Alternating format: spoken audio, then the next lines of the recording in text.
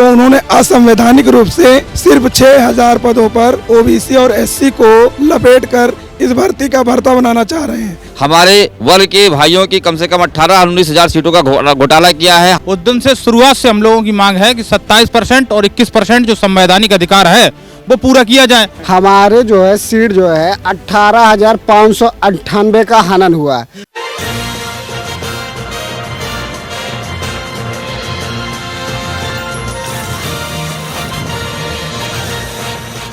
नमस्कार, आदित्य पांडे नाम है मेरा और आप डीएनपी इंडिया देख रहे हैं।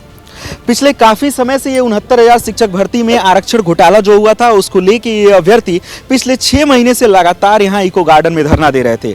इको गार्डन में धरना देने के बाद इन लोगों की मांगों को सुनते हुए उत्तर प्रदेश सरकार ने इन लोगों को 6000 सीट बढ़ाने का वादा किया, लेकिन उसके बाद भी ये लोग मानने को तैयार नहीं है और लगातार धरना दे रहे हैं।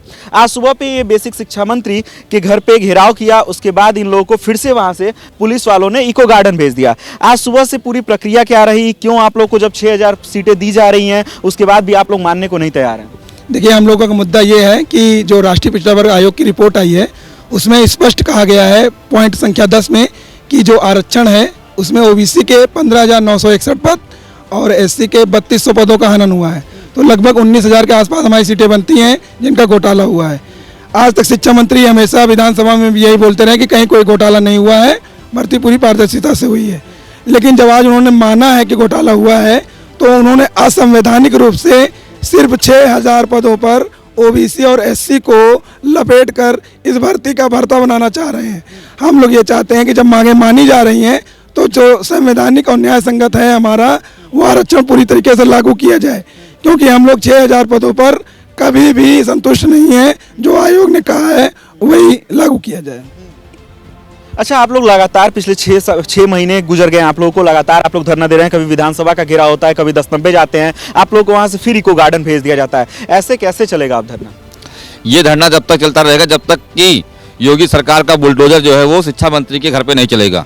उन्होंने हमारे साथ हनन किया है, हमारे हितों को प्रभावित किया है, हमारे वर्ग के भाइयों की कम से कम 18-19 हजार सीटों का घोटाला किया है। हमने कभी ये मांग नहीं की कि आप जिनको भर्ती कर लिए उनको आप हटाइए, लेकिन जो हमारे संवैधानिक जो हमारा आरक्षण है 27%, 21%, वो हमको पूरा कीजिए। उसमें चाहे 18,000 सीट आ रही हो, 12,000 सीट आ रही हो, आप लिस्ट रिवाइज करिए, कुछ भी करिए, लेकिन जो संवैधानिक तरीका है आप उस तरीके से मामले का हल निकालिए। ऐसा नहीं कि आप 3 लोग को बैठा के अंदर घर में चाय पिला के हम तुमको 6000 दे रहे हैं, तुम्हारा बैकडोर से कर दे रहे हैं, तुमको प्रत्यावेदन से कर देंगे।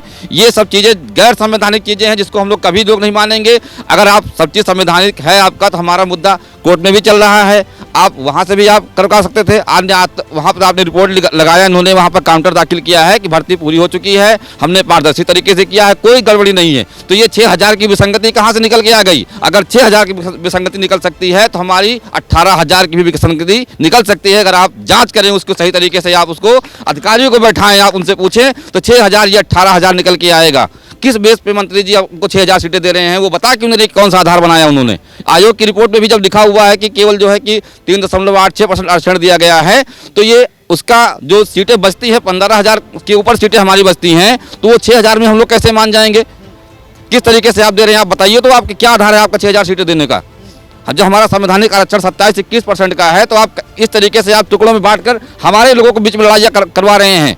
अब जो लोग इस तरीके से संगठित होकर मांग कर रहे थे, अब 2 टुकड़ों में बढ़ गए हैं। जिनको लगेगा कि हम 6000 में सुरक्षित हैं, वो बेचारे जाकर अपना वो अलग कर रहे हैं कि हाँ 6000 हो जाए। लेकिन जो गैर संवैधानिक मांग है, आज नहीं तो कल, कल नहीं परसों, फिर वो ये चाहते हैं कि लोग कोर्ट खेलते रहें, 2 भाई इनके जो कोर्ट चले जाएं, इस पे स्टे ले लें। वो 6000 क्या, वो 600 सीट दे देना चाहते हैं। केवल ये आपस में लड़ाने का, लोगों को गुमराह करने का एक तरीका है और कुछ भी नहीं है।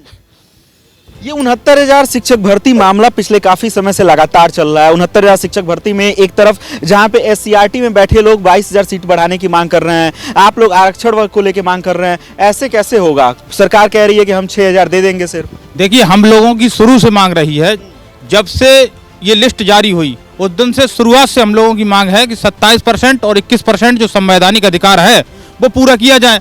और आयोग के पॉइंट नंबर 10 में लिखा है कि हमारी 15,000 से अधिक सीटें ओबीसी और 3,000 से अधिक एससी सीटें, लगभग 19,000 का घोटाला है, जो आयोग की रिपोर्ट में साफ साफ लिखा है, जिसको इनको पूरा करना चाहिए। अब ये 6000 सीटें देकर जिस तरीके को हमको आपस में लड़ाना चाह रहे हैं, हम लोग आपस में नहीं लड़ेंगे। हम लोग ईंट से ईंट बजा देंगे और अपना संवैधानिक अधिकार है वो वापस लेके दिखाएंगे। और आने वाले अगर इन्होंने जल्द नहीं किया बदलाव, पहले 17,000 का ये ज्ञापन जारी, वो प्रेस विज्ञप्ति जारी करते हैं और 5 मिनट बाद जो है 6,000 का झुंझुना दिखा देते हैं। तो इन चीज़ों से हम लोग हटने वाले नहीं। जो हमारा संवैधानिक अधिकार है अगर पूरा नहीं मिलेगा तो आने वाले चुनाव में ओबीसी एससी बुलडोजर चला देगा, पूरी इनकी सत्ता खत्म कर देगा।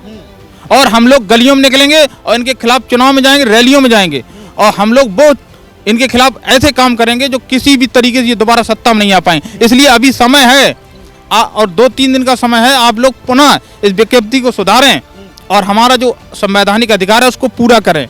इसी में भलाई है इनकी। जी अच्छा, चुनाव का समय है, इसकी वजह से लग रहा है क्या कि ये 6,000 भर्तियां करने के लिए बोल दे रहे हैं? 6,000 का कोई मतलब नहीं है। हमारे जो है सीट जो है 18,598 का हनन हुआ है, तो 6,000 में हम कैसे मान जाए? हमारा तो पूरा का पूरा 18,598 जा रहा है और बाकी क्या सतीश द्विवेदी जी खा गए, जो आज तक विधानसभा में कह रहे थे कि ये सारी कुछ पारदर्शिता है। पारदर्शिता हो तो सारी लिस्ट एक बार दिखाएं और जितने लोग अनर्गल लोग हैं उनको बाहर किया जाए। उसके बाद से जितनी सीटें मिल रही हमको दिया जाए 27%, 21%। हमारा और कोई मांग नहीं है, संवैधानिक मांग है 27% और 21% को पूरा किया जाए।